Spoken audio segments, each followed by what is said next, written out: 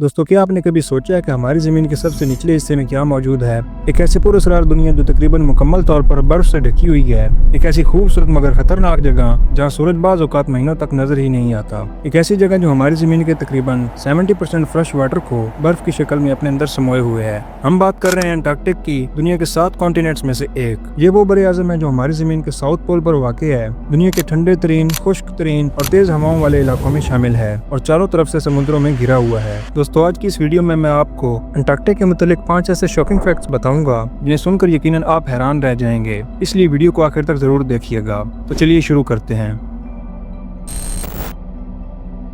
Antarctica के कई kilometre मोटी बर्फ के नीचे एक ऐसा राज दफन है जो इस बड़े आज़म के बारे में हमारा पूरा तस्वर बदल देता है। आज ये इलाका मौत की खामोशी में लिपटा हुआ है, मगर माजी में ये जगह जिंदा थी। दोस्तों, रिसर्चर्स का मानना है कि करोड़ों साल पहले अंटार्कटिका आज की तरह सफेद नहीं था, बल्कि सब्ज था। यहाँ घने जंगलात थे, दरिया बहते थे और अजीबो गरीब मखलूकात दरख्तों के साए में घूमती थी। साइंसदानों ने यहाँ से पत्तों, दरख्तों के तनों और यहाँ तक डायनासोर्स की हड्डियां भी दरियाफ्त की हैं। ये तमाम फॉसिल इस बात का सबूत है कि अंटार्कटिका कभी गोंडवाना नामी बड़े आज़म का हिस्सा था जो अफ्रीका, जनूबी अमेरिका, भारत और ऑस्ट्रेलिया से जुड़ा हुआ था। इस जगह पर होने वाली सबसे हैरानकुन दरियाफ्त एक डक बिल डायनासोर की हड्डियों की थी जो साउथ पोल के करीब पाई गयी। जरा सोचें, डायनासोर जमीन के इस हिस्से पर ही चल रहे थे जो आज हमारी जमीन की सबसे सर्द जगह है। यही वजह है कि अंटार्कटिका को फॉसिल्स का कब्रिस्तान भी कहा जाता है। दोस्तों, ये जगह इतनी पुरअसरार है कि यहाँ बर्फ के नीचे पूरे इकोसिस्टम्स दफन हैं। पौधे, जानवर, जंगलात सब वक्त में मुंजमद हो चुके हैं। साइंसदानों का मानना है कि बेशुमार फॉसिल्स आज भी यहाँ दरियाफ्त होना बाकी हैं जो कई किलोमीटर गहरी बर्फ के नीचे कैद हैं। और जैसे जैसे बर्फ पिघल रही है, ये मुमकिन है कि अंटार्कटिका अपना मजीद माजी हमें दिखाए, क्योंकि ये वो जगह है जहाँ जिंदगी ने एक जमाने में हुक्मरानी की थी और फिर हमेशा के लिए दफन हो गई।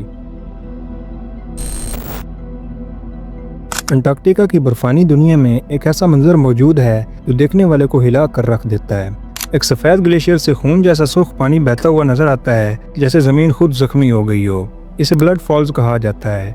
कई दहाइयों तक साइंसदानों का ख्याल था कि ये सुर्खी एलजी की वजह से है, लेकिन हकीकत कहीं ज्यादा हैरानकुन और खौफनाक है। ये पानी लोहे से भरपूर है और 10 लाख साल से ज्यादा अरसे से ये बर्फ के नीचे कैद है। जैसे ये पानी जमीन की सरफेस पर आकर ऑक्सीजन से मिलता है तो लोहा जंग की तरह ऑक्सीडाइज हो जाता है और पानी खून जैसा सुर्ख हो जाता है। लेकिन असल धचका यहाँ है, इस पानी में जिंदा जरासीम मौजूद हैं जो बगैर सूरज की रोशनी और बगैर ऑक्सीजन के जिंदा रहते हैं। अगर जिंदगी अंटार्कटिका की बर्फ के नीचे जिंदा रह सकती है तो फिर क्या ऐसा मुमकिन है कि ये यूनिवर्स में कहीं और भी मौजूद हो? किसको पता।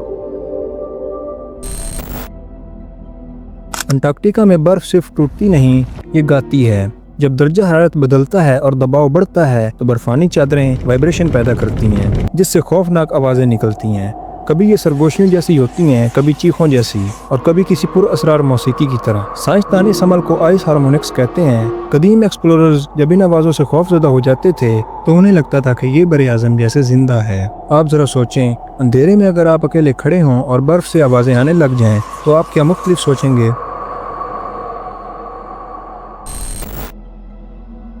अंटार्कटिका वो बड़े आज़म है जिस पर जमीन की खुश्क तरीन जगह मौजूद है और इसका नाम मैकमुर्डो ड्राई वैलीज है। दोस्तों, ये जगह इतनी खुश्क है कि यहाँ ना बारिश होती है और ना ही बर्फ गिरती है। यहाँ की तेज हवाएं हर किस्म की नमी को फौरन खत्म कर देती हैं। ये जगह सहरा से भी ज्यादा खुश्क है। ये इलाका इतना गैर जमीनी लगता है कि नासा यहाँ मरीख पर जिंदगी की तहकीक के लिए तजुर्बात करती है। और हैरानकुन बात यह है कि इस बेरहम माहौल में भी नन्ही माइक्रोब जिंदगी मौजूद है।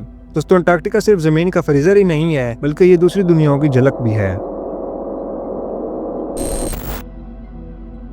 दोस्तों, अंटार्कटिका हमारी जमीन पर मौजूद 7 कॉन्टिनेंट्स में से एक है और ये दुनिया का वो वाहिद कॉन्टिनेंट है जिस पर कोई मुस्तकिल आबादी नहीं, न ही ये किसी एक मुल्क की मलकियत है। माजी में कुछ ममालिक ने यहाँ दावे जरूर किए, लेकिन आज भी ये जगह किसी एक मुल्क के कंट्रोल में नहीं है। कोल्ड वार के दौरान जब ताकतवर कौमें दुनिया के मुख्तलिफ हिस्सों में असर वसूख के लिए आमने सामने थीं, तब भी अंटार्कटिका एक मुनफरिद हैसियत रखता था। इसकी सख्त आबो हवा, नाजुक माहौल और बेपनाह साइंसी अहमियत की वजह से दुनिया ने यहाँ लड़ाई की बजाय ताउन को तरजीह दी। इसी सोच के तहत इंसानियत ने एक हिस्टोरिक एग्रीमेंट पर दस्तखत किए जिसे अंटार्कटिक ट्रीटी कहा जाता है। इस मुआहदे के तहत यहाँ तमाम इलाकाई दावों को फ्रीज कर दिया गया, फौजी सरगर्मियों और हथियारों पर मुकम्मल पाबंदी लगा दी गई और इस बर्फानी सरजमीन को सिर्फ अमन और साइंसी रिसर्च के लिए मखसूस कर दिया गया।